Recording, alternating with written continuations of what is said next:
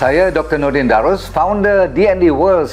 Hari ini saya ingin berkongsi satu produk yang sangat membantu bagi mereka yang mengalami sakit sendi, sakit belakang, kebas kaki dan tangan serta sukar bergerak. Ramai pesakit saya mengadu susah tidur kerana sakit pinggang, lutut terasa nyeri bila berjalan atau tangan mula kebas selepas duduk terlalu lama. Jangan abaikan tanda-tanda ini. Jika dibiarkan, keadaan boleh menjadi lebih teruk. Sebab itu saya ingin memperkenalkan minyak Huoluo, minyak sapu herba yang telah digunakan lebih 100 tahun dan terbukti berkesan membantu ramai pesakit saya kembali sihat dan aktif. Nak tahu bagaimana minyak ini membantu? Hanya sapu selama 5 minit di rumah dan rasai perubahannya. Anda tak perlu tunggu 10 hari atau setengah bulan.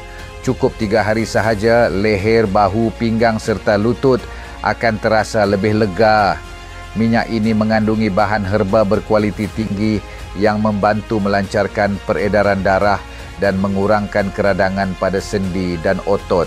Ia bukan sekadar minyak urut biasa, ia menyerap ke dalam kulit dan bertindak dari dalam untuk melegakan kesakitan dengan cepat. Ramai pesakit saya telah mencuba dan memberi maklum balas positif.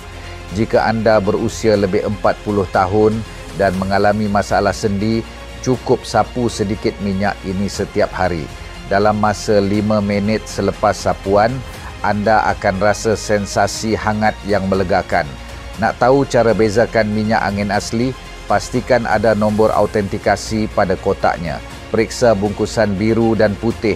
Itu tanda keaslian kami. Gunakan untuk diri sendiri atau hadiahkan kepada ibu bapa anda. Beli satu, dapat satu percuma.